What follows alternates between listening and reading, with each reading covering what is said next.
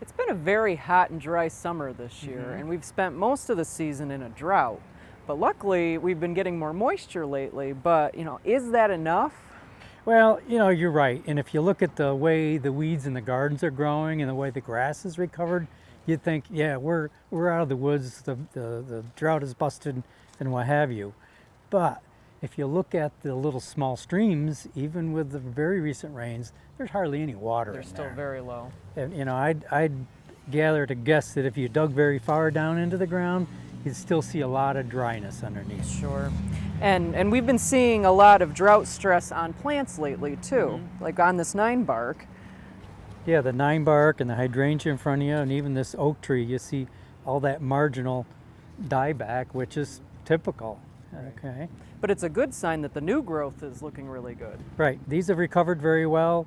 And on a tree, basically, even though that won't put any new growth out this year, the buds are all set for next year, so that plant will be fine.